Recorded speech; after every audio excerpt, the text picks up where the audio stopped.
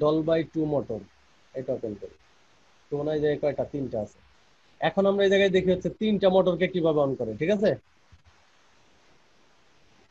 দেখা যাচ্ছে না সবাই স্ক্রিনটা? জি ভাইয়া দেখা যায়। জি স্যার। জি স্যার, দেখা যাচ্ছে।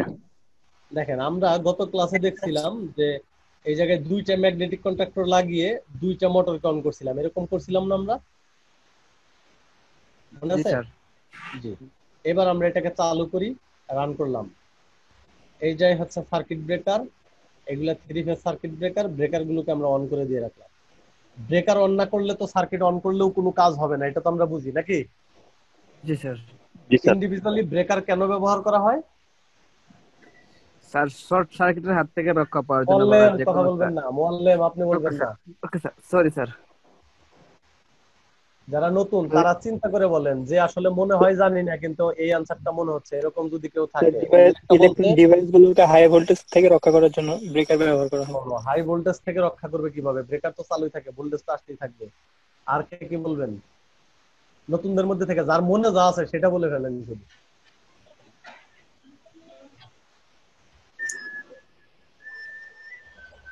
আর কেউ কিছু বলবে না? মূলত প্রত্যেকটার জন্য ইন্ডিভিজুয়ালি ব্যবহার করা হয়, মূল কারণ হচ্ছে যে আমরা যেন ইন্ডিভিজুয়ালি ট্রাবল শুটিং করতে পারি। কথাটা শুনছেন সবাই? যে আমরা কেন ইন্ডিভিজুয়ালি ব্যবহার করি, যে আমার যেন স্পেসিফিক কোনো লোড বা মোটরে যদি প্রবলেম হয়, আমরা যেন ইন্ডিভিজুয়ালি সেই ব্রেকারটাকে অফ করে সেই মোটরটাকে যেন আমরা ট্রাবল শুটিং মানে মেইনটেনেন্সের কাজ করতে পারি বা চেঞ্জ করতে পারি। সাপোজ যদি আমরা চিন্তা করি যে এই জায়গায় মোটর, যে প্রথম মোটরটা, এই মোটরের যদি আমরা চিন্তা করি যে এই মোটরের সাপোজ এই ওভারলোড রিলেটা চেঞ্জ করা দরকার।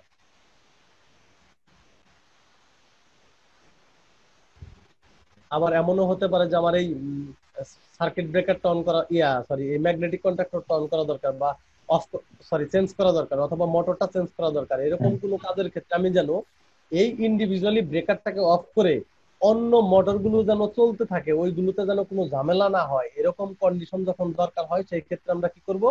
ইন্ডিভিজুয়ালি সার্কিট ব্রেকার ব্যবহার করব। মনে থাকবে? ওকে। জি আর স্যার। এটা হচ্ছে একটা কারণ। আরেকটা কারণ হচ্ছে যে ওইটা হচ্ছে কমন কারণ। ওইটা যদি আমি সবগুলোর জন্য একটা ব্রেকার ব্যবহার করতাম তাতেও সেম কাজ হতো। ওকে।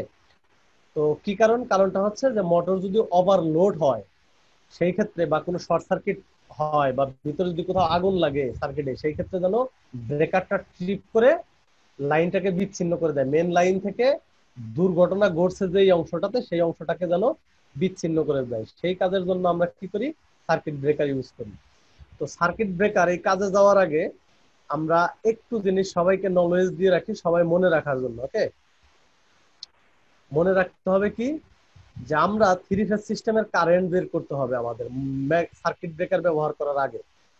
খেয়াল করুন সবাই, যে আমরা সাপোজ এই মোটরের কথা চিন্তা করি, এই জায়গায় আমরা এই মোটরের সাথে এই সার্কিট ব্রেকারটা ব্যবহার করছি, তাই না?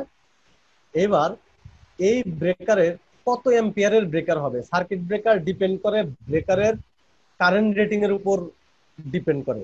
কথাটা তো আমরা জানি সবাই, নাকি নাকি কে কে জানি না? জানি স্যার। জি স্যার, জানি।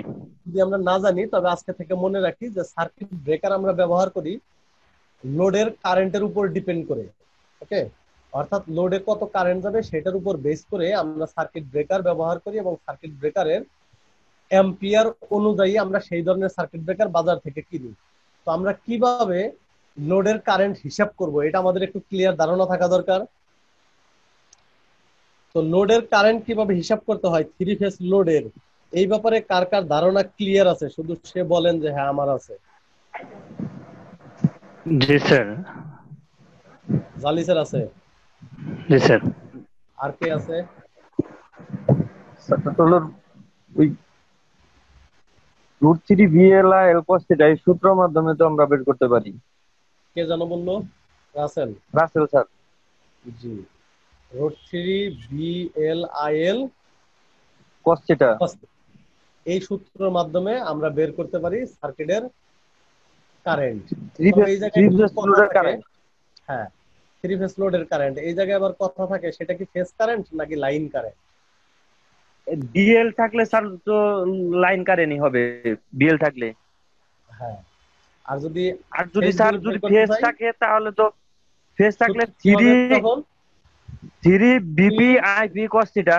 এক্স্যাক্টলি, এই তো আপনি সবকিছু বেসিক মোটামুটি ক্লিয়ার আছে। তাহলে এটা সবাই একটু মনে রাখার চেষ্টা করুন যে আমরা থ্রি ফেজের পাওয়ার পি ইকুয়াল হচ্ছে √3 বিএলআইএল কস থিটা। কথাটা বুঝতে পারছেন? এটা কিসের ক্ষেত্রে? যখন আমরা লাইন কারেন্ট হিসাব করব। যখন আমরা কি কারেন্ট হিসাব করব? Line current. সবাই বোঝার চেষ্টা করেন। কত কত? √3 VL √3 VL IL cos theta, নাকি? আমি এই @ দিয়ে থিটা বোঝাইলাম। তাহলে এই জায়গা থেকে আমরা কারেন্ট বের করতে পারি। IL equal, T by √3 DL. তাহলে আমরা এই জায়গা থেকে খুব ইজিলি বলতে পারি